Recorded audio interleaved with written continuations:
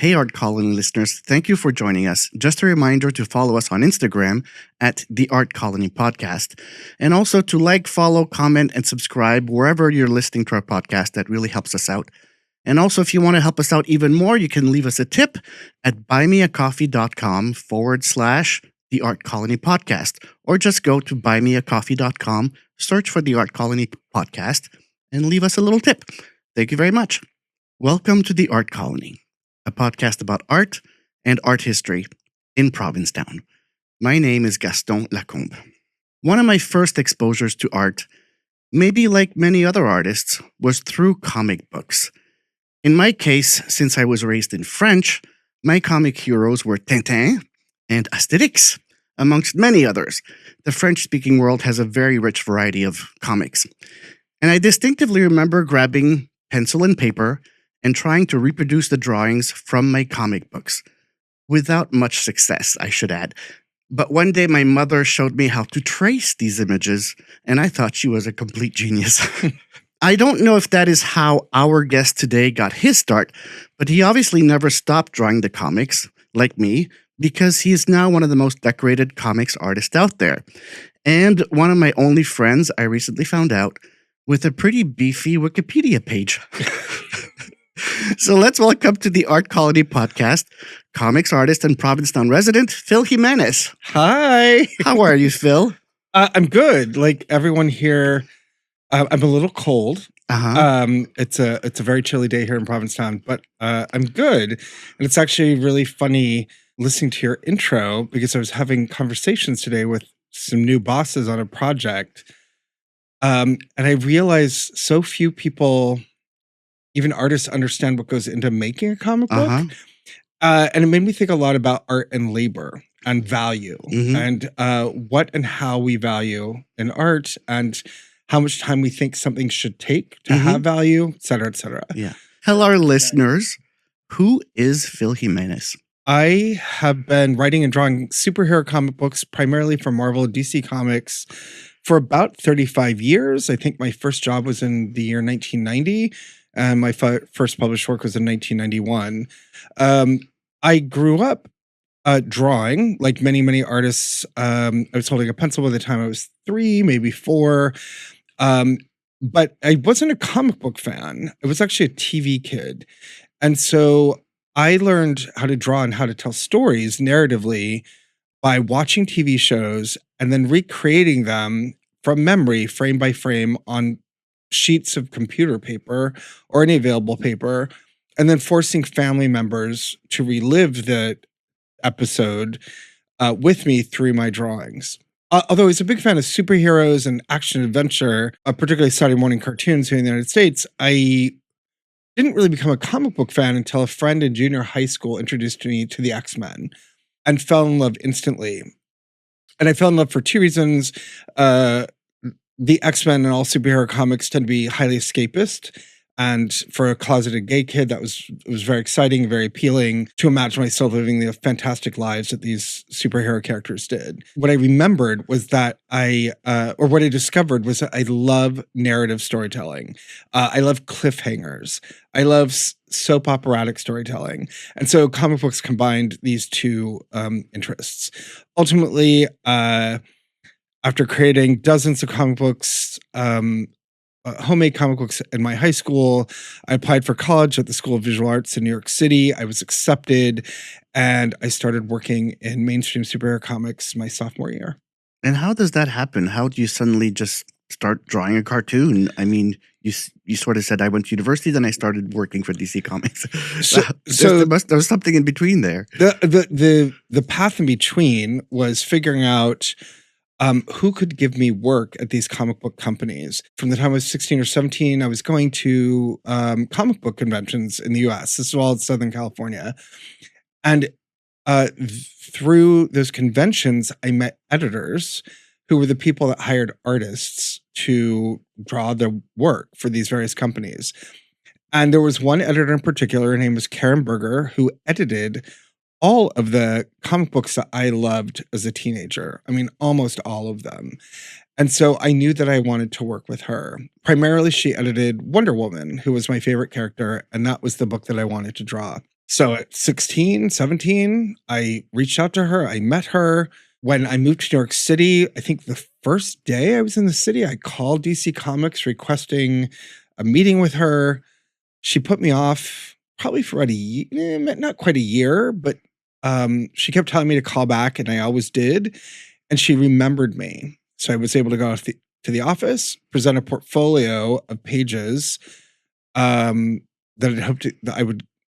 I hoped would get me work. And then she would critique them, basically say, you're not good enough, but here, take this script and come back to me in 6 months. And so that was my process for about 2 years. Going to Karen, getting a script, drawing pages, getting critique, getting rejected. And then finally, the new talent coordinator at DC Comics saw my portfolio and hired me. That's a lot of dedication. I mean, already when you were a teenager, you were meeting the right people and trying to get your foot in the door.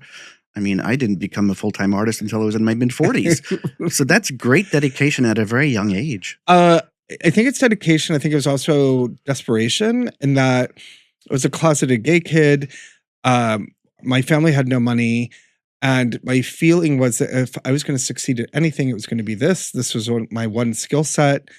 And I had nothing really to fall back on. If I didn't become an artist, I would have stayed at home working temporary and part-time jobs. I mean, that was what I fantasized would happen when I was young. So, and the other thing was, my feeling was if I could become famous in New York as a famous cartoonist, being gay would be less of an issue with my family. It would sort of mitigate that aspect of me with them. And it turned out that one of the best things about comics was I came out professionally in the business. Apparently, I am the first out gay superhero artist in history. Not the first one ever working. There were tons of them, but I was the first one that was publicly out. And it turned out being gay was an amazing career choice. It gave me an identity. It landed me. I ended up on all these various panels and magazines, etc. It's the gay guy that drew Wonder Woman. Mm-hmm. Congratulations on that. Yeah.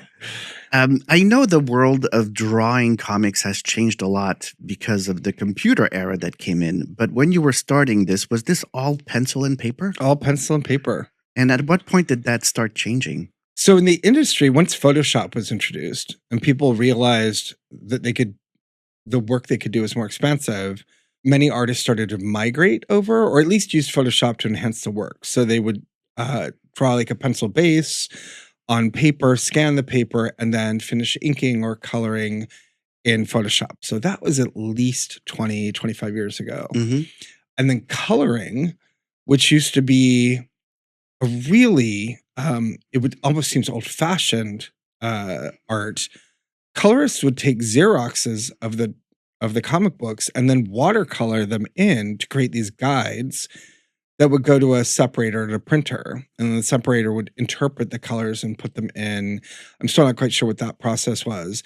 And so what ended up being printed was a separator's interpretation of the color art that was done, again, on these Xeroxes. And so colorists, and almost all of them, many of whom are trained painters, artists themselves who just did it as a side gig because they knew color theory, they all started working on Photoshop as well. I didn't switch to digital until 2018, 19. Oh, really? That late? Yeah, it was very late. I was a pencil and paper and ink guy as long as I could be. The primary reason I switched to digital was my vision. There were also, that's not entirely true. My vision was a big thing. I'm known for highly detailed work. I couldn't continue to do that work. And to be fair, when I started working on my iPad using this Procreate app, I realized there were all sorts of things I could do: textures, patterns, grayscale, things I just would not have been able to reproduce on paper. When I was looking through your beefy Wikipedia page, I saw that there was mentions of you being an inker and a penciler, and there were different categories of awards and stuff. Can you explain what the difference is? So in comic book terms, I think, probably one of the only businesses that this is partitioned as this. because comic books had to come out once a month, everyone sort of did one thing on them. A penciler is someone who draws the pages in pencil, creates the panels, the interior drawings, the figures. In my case, they tended to be very tight and detailed pencils. Not always, but they usually are. And then an inker was someone that would trace over those pencil lines in India ink, um, usually beefing them up, or enhancing them in some way, enhancing the black areas, but making them reproducible. So for many years, 50, 60, 70 years in comics, a lot of art was created by a penciler inker team, a penciler who would do the base art and then an inker who would finish it. As people started working digitally, including me, those jobs merged. And so now a lot of us do the entirety of the work ourselves. It didn't speed me up very much, but it has made the work far more mine than ever before. That said, one of my best co-workers ever was a man named Annie Lanning, he still lives with his family in London. And we were a team for years. Like, we were inseparable, and we worked on all these huge projects and none of them, I think, would have been successful without him. And when you say huge projects, let's talk about all the famous characters you worked on. You said Wonder Woman already. Oh yeah. Yeah. I mean, it's like Superman, Wonder Woman, Batman, the Justice League, the X-Men, the Avengers, the Teen Titans. I've worked on event comics where all the characters sort of gather in a single story, like Infinite Crisis. I've worked on these sort of higher end adult books in a DC Comics Black Label line. So I won a bunch of awards for this book called Wonder Woman Historia, which is sort of an adult look at her upbringing and her people. And then I've actually had the real luxury of working on other licensed brands that were sort of unexpected, including Transformers, Orphan Black, Star Trek, and I'm sure a million pieces I'm sure you could find online. But that's actually been really, really fun and kind of a lovely sidebar. And then, of course, I got hired to work in movies and TV and animation. And so the skill sets that I brought over really all had to do with narrative storytelling and understanding how a sequence of images successfully composed can tell stories in passage of time. And you also write those? I have written them. You have written them. Some to great success, a couple to great failure, which in recent years to greater success. I think I'm a much more confident writer now than I am, or than I was back in the past. But I actually really like working with writers who that's their training and their profession, because I learn from them.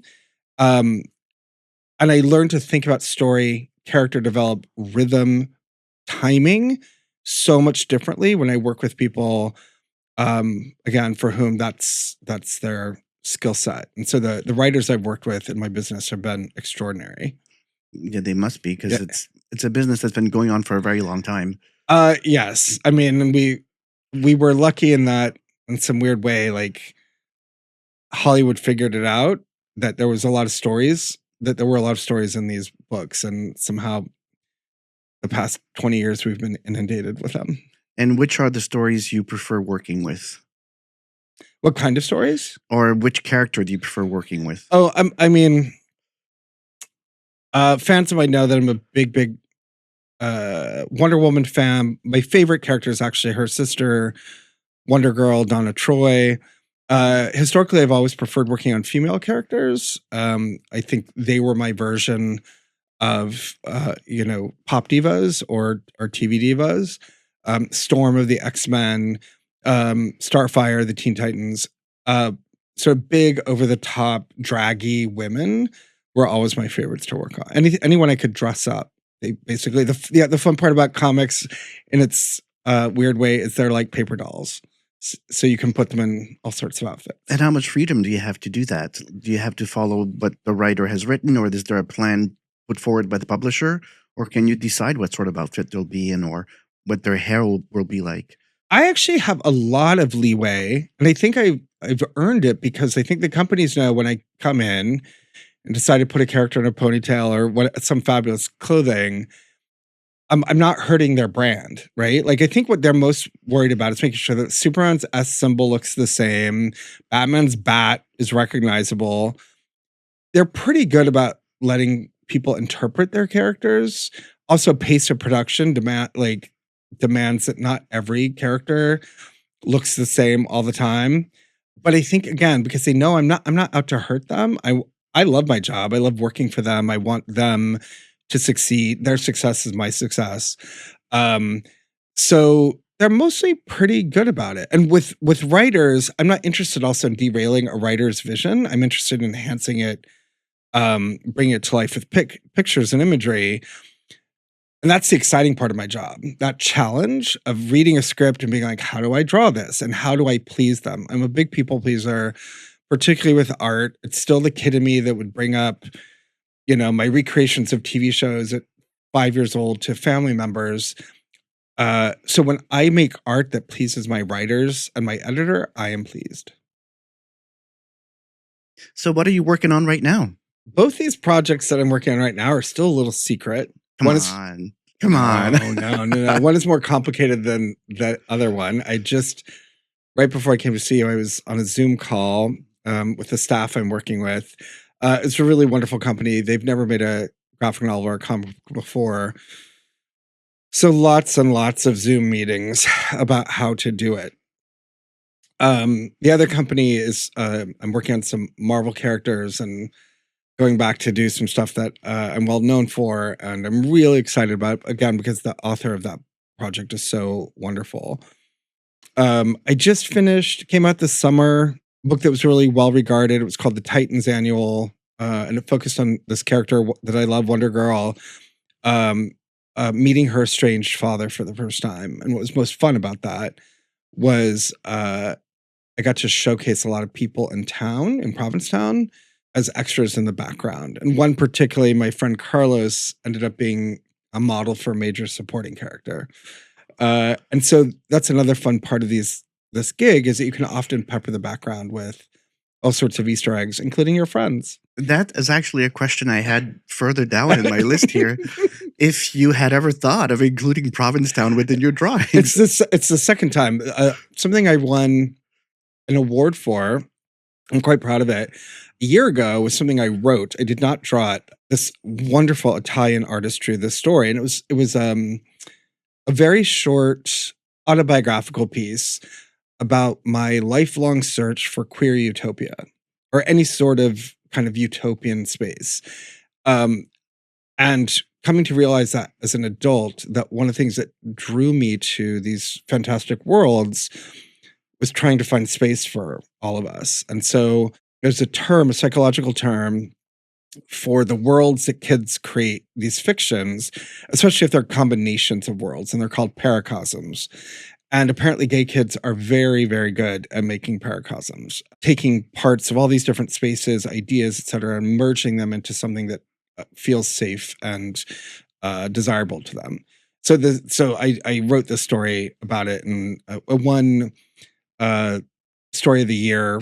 There's a thing called the Eisner Awards, and they're essentially our Oscars. And it was the first writing award I ever got, which is why I'm bragging about it, because it was so great. But the subject matter meant a lot to me. I bring it up because Provincetown is a really important part of that story.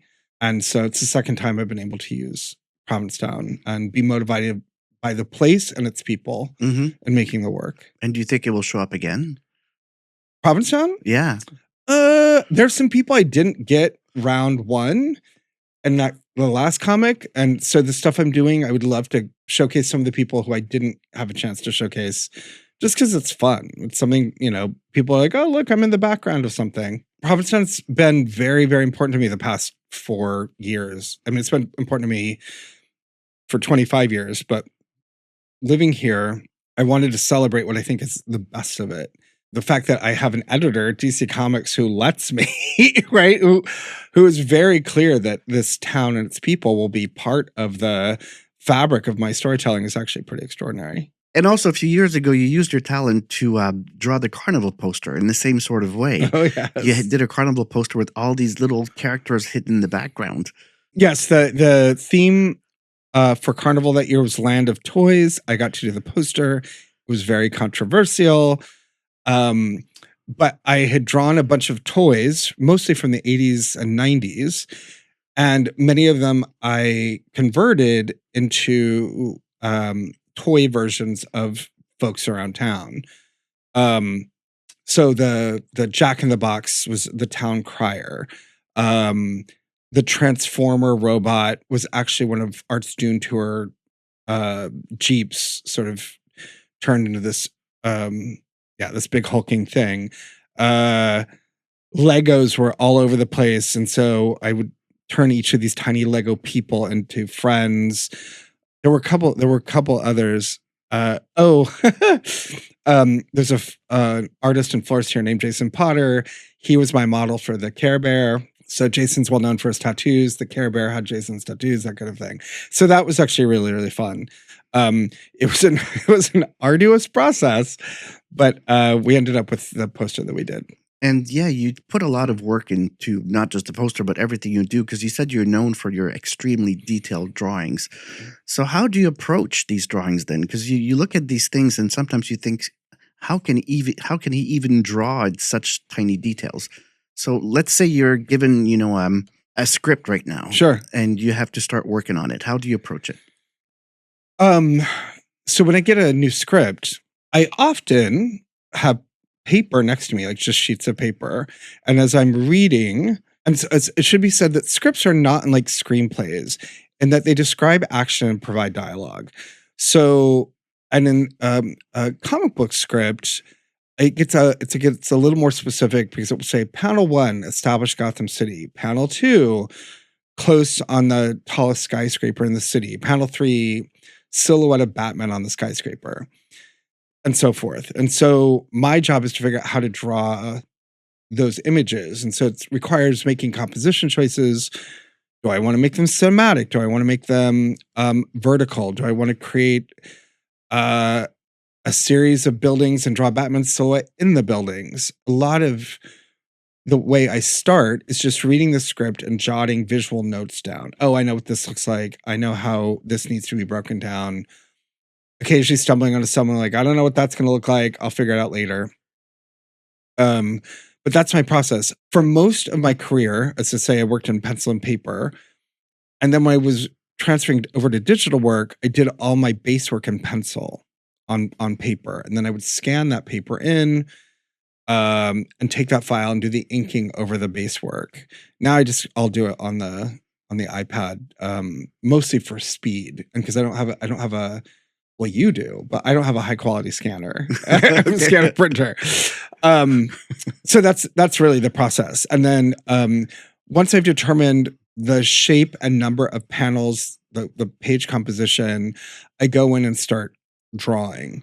I tend to start with figure first, mostly because that's the most important sort of information on the page. Trying to make sure that the figure works rhythmically, that I'm not repeating myself too often. The details come in after that. I tend to frame these things like the characters are actors and the backgrounds I create for them are their stage or their set. And so they will get a better performance if I give them more to work off of. That's kind of my working theory. Mm-hmm. And it seems to work generally. And you're the one that gets to choose which the shape of the cells and which one is going to be a full page one and the whole thing. That's a lot of freedom. It's extraordinary. Yeah. We don't get paid. We get paid fine. Like, I'm a working cartoonist. I get, but the payoff for that is that we do get a lot of freedom. For those who are lucky enough like me, there's a certain nostalgia to it because I'm working with childhood icons over and over. I get to play in the toy box. My name is forever attached to characters like Wonder Woman and the X-Men. Yeah, I definitely have a certain amount of freedom. And I have part of that, again, is I think garnering trust over a long period of time. So editors know that what I'm going to give them will make them some money. And will please them, hopefully aesthetically. And do you get to go to all of these Comic-Con conferences and all these things? I have been to so many of them. I've spent a large part of my life inside convention centers all around the world. I've done a lot less of them since COVID, not even out of fear of COVID or like illness. It's just I learned not to love crowds. And conventions, particularly the big ones, are packed with people, often who are carrying bags of goods, wearing costumes, and don't really have much of a sense of themselves in space. So I like to do conventions now. Like I was just in New York Comic Con in October. I like to do those conventions, do a couple days, and get out. Probably not the wisest for my pocketbook, but better for my mental health. But yeah, I've been going to conventions since I was 16. But in these conventions, are you a superstar? Do people seek you out? Are you on all the panels and everybody gives you standing ovations? I think I've had my moment, and I think I feel like I am that actor that shows up in the movie where you're like, oh shit, remember him? Like I think that's where I am in my career. Or someone who does, someone who's in their third act and then does this crazy performance that they're nominated for an Academy Award for. Someone like had been sort of written off. So I feel like that's where I am in my career. It was very fun when I was in Comic-Con in October in New York. I had two friends, one from Provincetown, join me. And one sort of jokingly said, I don't want to leave until somebody recognizes you. And as if on cue, 2 or 3 minutes later, somebody comes running up. It's like, oh my God, Phil, can you sign this for me? Can we take a picture? And so that happens less and less, but that it happened at that moment was particularly gratifying. Mm-hmm. Like, I was like, oh, look, I still have it. Congratulations. Yeah, woohoo. The reason I actually like conventions now is because it's where so many talented artists congregate, and there's an enormous amount of highly skilled practitioners working in my business, and to be able to see all that art and be inspired by it is pretty incredible. Comic book making, like a lot of art making, is highly solitary, and so unless you work in a studio or you're constantly communicating with other artists, you just don't see a lot. And my experience is that so many of us, I think the industry puts out 300 comic books a month. Wow. And most of us get to read 2 or 3 of them, just out of time and interest. But that's actually really my favorite part of comic book conventions now, is seeing what other artists are making.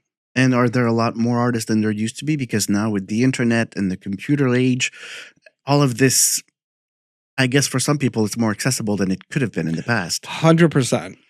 I think the plus is that the gatekeeping is gone. If you have essentially the will, you can create a comic and put it online in any number of forums. I think the downside is, like a lot of media, it's so diffuse now, it is harder to garner a large audience. Not impossible. This cartoonist, Raina Telgemeier, for years has been doing children's books and graphic novels and selling millions of copies. I can't remember the author's name, but he does, I believe it's Dogman or Dog Boy. Again, also targeted for children, millions of copies. Diary of a Wimpy Kid, like millions of copies. So where most people, two converging thoughts, one of which is lots of people are working, making things across multiple forums. Many of us are making less money, again, just because of the volume of product means fewer dollars to go around. But the people, again, who sort of hit just the right minute or have just the right idea at the right time and the know-how and gumption to sort of see it through, can have really substantial careers, make very decent money, like more than decent money, and do what they love at the same time. How do people consume comic books nowadays? Do you still buy the paper books, or is it mostly something you buy online? There's 2 routes. American superhero comics and I think French comic books are still mostly paper products. They're still published like books, and you purchase them in bookstores or specialty shops. But there are websites like Webtoon that are really popular and have millions and millions of readers, and they're all digital scroll comics. You would read them like you would scroll through an Instagram account. So instead of left or right, you read up down. I believe Webtoons is based in South Korea, and I think they have 30 million monthly subscribers. Wow, that's a lot. Yeah. Audience often determines how they get the work. Younger people are much used to being online. They like reading stuff online. The artwork, I would say, not always, but often is a little more disposable because it's meant to be sort of consumed quickly. I think artists in the French or Spanish, and even some of us in the American tradition, are still very worried about the overall quality of the work. I think we end up laboring over it longer. And part of that is also back end. For many of us, we make more money when we sell the art after it's done printing. What do you mean by that? There's this, at least in American superhero comics, there's a strange deal between Disney and Warner Brothers and us, and some of the other companies that they own the characters that we draw. So I'm drawing Wonder Woman. I don't own her at all. They own the story. They own the rights to whatever I've created on that page. What I do own is the art itself. So I can sell the artwork back end for $50, for thousands of dollars. It really depends on what's on the piece. And a lot of artists, that's actually where they make their money, is the back end sales. So artists that work, for example, on Batman, a very popular character, can make thousands of dollars selling their original art. You mean they sell that as like a framed print on the wall, or they sell it? They sell the original art, not even a print. Okay. I mean, I sell prints of my work that I make online. Mm-hmm. So I create special 1-for-1 prints. The demand for that is much lower. But a lot of people, they sell their original, whatever art they made. Mm-hmm. And now because so many people enhance their art digitally, they'll do like the base work, like I had mentioned, on paper, scan the paper in, and then finish it. But so what they're selling is essentially the base work. It's almost like the underdrawing of a painting. Mm-hmm. And there's a huge collector base for it. Oh, that's good. Well, if you want a gallery space, there's a space free next to me in the Whalers Wharf. Oh, I've thought about that. Although I wonder, I have thoughts about a comic book gallery here, but I'll tell you more about that would later. be a good addition to the town. Yeah. Yeah. So you're now able to do all your work remotely from Provincetown. Yes, I've always been a remote worker. Oh, always? Okay. Comic book making since the 70s is a freelance job. So we all work at home. Occasionally artists will gather in a shared studio space, but almost everyone works at home. So I lived in New York for about 35 years, almost as long as, a little bit longer than I've been working. I worked in a corner of my living room. I just always had some sort of desk set up. As I got older and the furniture got nicer, it was, I could hide it a little bit better, but I always had some sort of desk set up at home. When I moved to Provincetown, I started working at the Commons. And part of that was a fear of isolation here, particularly in the winter. Part of it was a change. Again, I think I attributed to COVID and my ability to focus. I first met you, I didn't know your face for about 2 years. We had masks on. Yeah. Sorry, I interrupted you. No, that's actually really funny. My ability to focus changed. Like my ability to be by myself and focus for long periods of time vanished. And so I found that being in a workspace, in a shared co-working space around other artists was really, really good for me. I had to be somewhere at a certain time. I tried to get out at a certain time. So it created a certain structure that I didn't have or had lost. And again, just being around other artists and sometimes some really beautiful art and just other people in different fields continued to inspire me. Yeah, I've been working there using the Commons as an office space for almost 4 years. Mm-hmm. Let's talk about your connection to Provincetown. How did you first get here? Oh, I was first brought here by a man named Wayne Hoffman, who's an author and a journalist. And Wayne and I met in the year 2000. And he was going to do an article for me for the Washington Blade. It's like the gay guy that does Wonder Woman. Like that was the angle. And we became really good friends. And I think Bear Week of the year 2000, he said, "Hey, what are you doing?" Or right before Bear Week, he goes, "What are you doing? Do you want to come with us to Provincetown?" And I'm like, I don't know what that is, but sure, it sounded great. So we went on a road trip. His friend Effin actually is an author who works here as well. He lives here and works here, and I know he works part-time at the movie theater. So we came and had this uproarious week. I stayed at the ranch, which is now cruise quarters. Mhm. So it was quite an experience, quite an eye-opening experience. And I instantly fell in love. And I primarily fell in love with this feeling, this sensation of not having to worry about my physical safety. It could be gay here. It could be any kind of gay here. And I wasn't worried about retribution or being mugged or any of that stuff that you might worry about in New York City. And so that was incredibly moving to me. And it made me yearn to come back every year. And so I came back every year, even if it was for a couple of days. I took a trip to Provincetown. My boyfriend at the time and I knew a young gay couple, who had recently adopted a baby, an abandoned infant they found in a New York City subway station.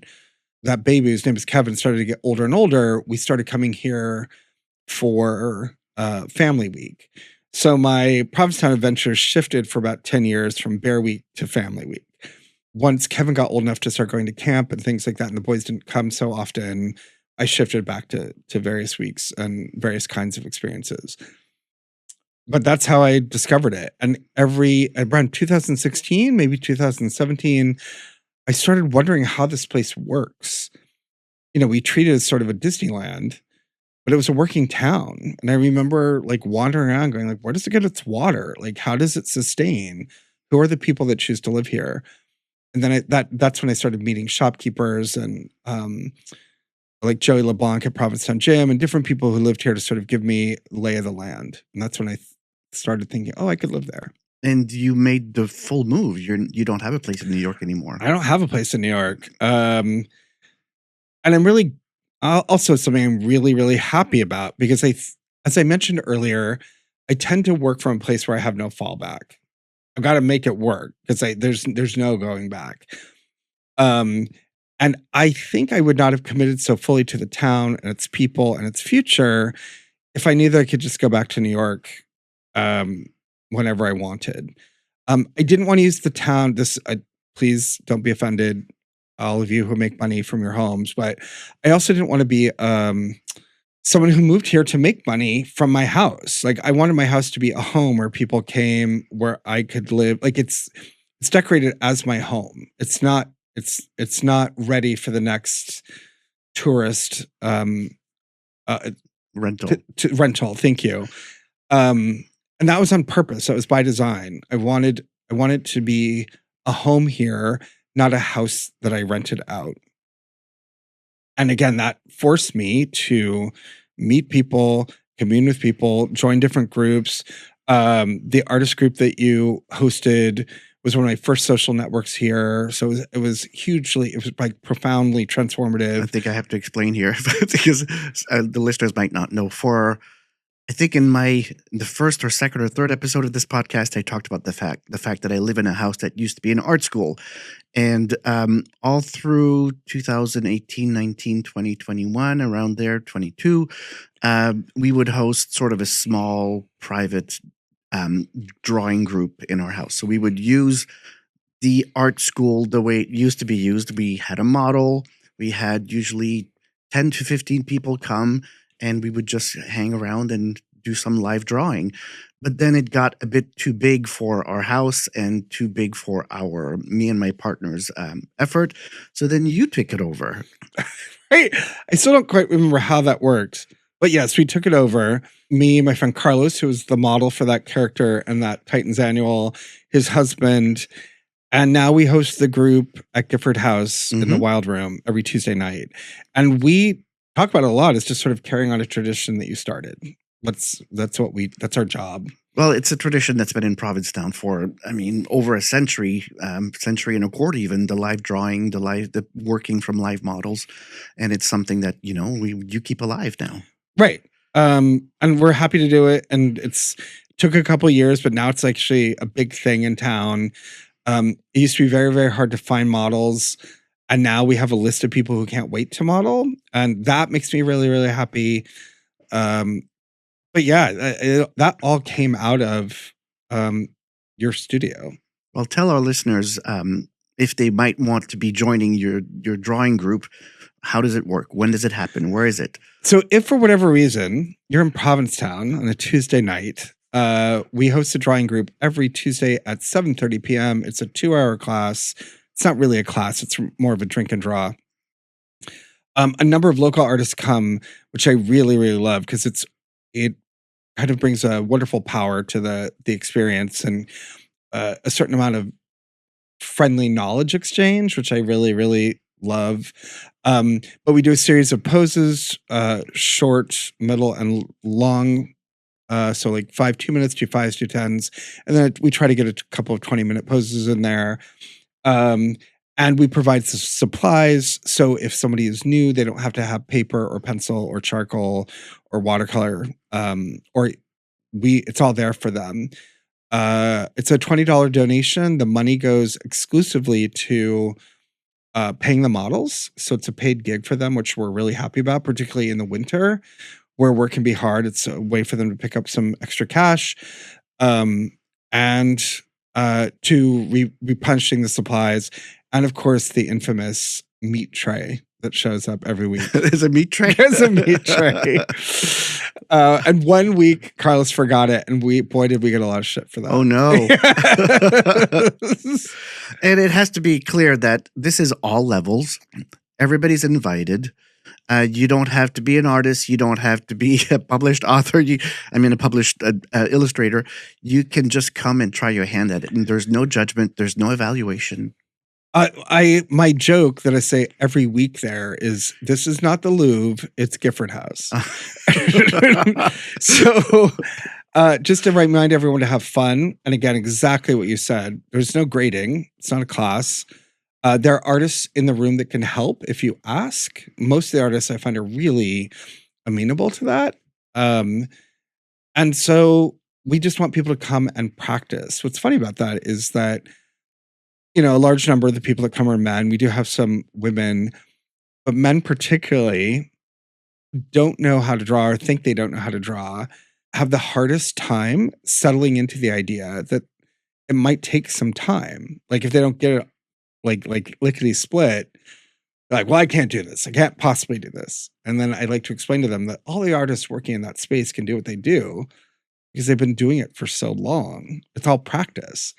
And even the works in the room may or may not be successful, but they're not afraid to fail because in the process of making, there's discovery. And because the work has no substantial value, it's just practice. You don't have to be precious about it. And I think Provincetown is such a welcoming place for that, for anybody who wants to tap into their artistic talents, whether they know they're there or they don't know they're there. If they just want to see if there might be something coming out, Provincetown is a great place for that. You can join these groups and just try it out. I agree. Yeah. It's been wonderful. And again, to see people also who I really like seeing are people who haven't drawn for a long time. And then they come back and they're rusty, concerned about, I haven't done this in 20 years. And then they start doing it again and it feels good to them. And that always pleases me to see people pick up a forgotten skill or something they think they can no longer do and find out that they actually can. Is there occasional instructions or classes, workshops that you give as well? We've done one. I taught life drawing in New York City for about 15 years. My approach was very specifically for illustrators and cartoonists. So it was less of an anatomy course than it was a storytelling course, like how to tell a story with a human figure. And so that's what I'm most interested in drawings generally. It's not the technical proficiency of someone who understands where every muscle is located. So we've taught one class, as it were, and it was like a half hour before the drawing group. And I'll shout out little things to look for in those early shorter time sketches. For the most part, it's not anyone can come to me or any of the artists and ask questions. I find that happens a lot after a drawing is done. People will say, can you help me with something? But there's nothing formal there. And I think that part of that is we don't want it to be formal. We want it to be a place, as you were saying, anyone can come, anyone can sit, anyone can hang out.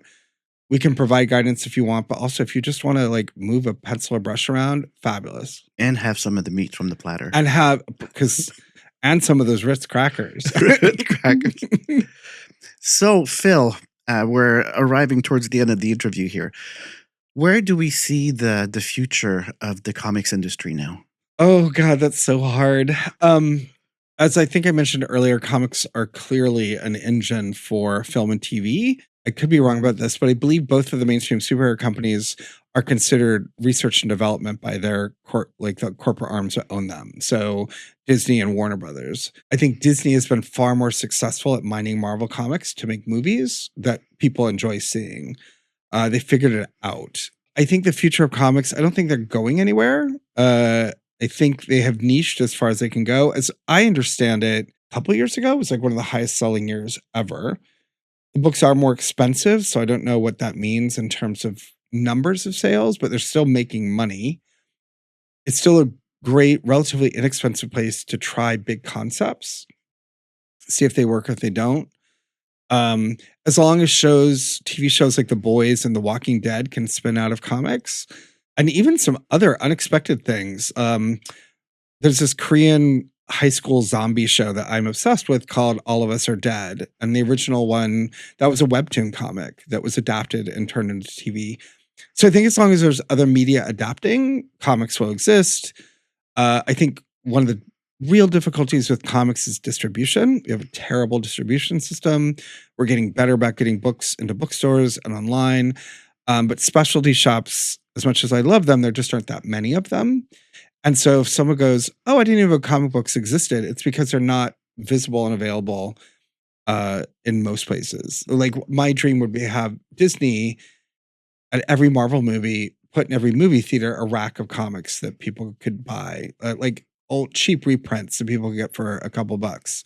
That would be thrilling. So the future of the industry for me is a little blurry. There has been a fear about AI coming in to do the work. I know that my name ended up in one of the lawsuits for, I think it was Midjourney, because they identified my work as one of the things the AI bots were training on. And I still think about that. And it's less worried about the technology than the corporate folks who would like to pay us less. If they can get AI to do it and not have to pay the cartoonists and get them to do it fast, I think they would love that. So I just keep my eye on, again, not to bore you, but like the fact that like Disney just spent $1 billion investing in open AI and what that means for creators or doesn't mean. Mm-hmm. So I think people will always want to tell stories. As visual creatures will want to see stories in pictures. I think the future will be shaped by a few things, but large multinational mergers will be a big part of that. Mm-hmm. And where's the future for Phil? Oh, that's a great question. Wow, you just killed me. No, I didn't want to do that. Yeah, no. I just want to know what's coming up for Phil Jimenez. Yeah. I don't typically project too far in the future. I have a couple of projects here in town. I hope go well. These 2 graphic novels I'll be working on next year that I'm excited about. And then it's a little bit of figuring that question out. Again, as we know, the world is changing. The socio-political landscape is changing.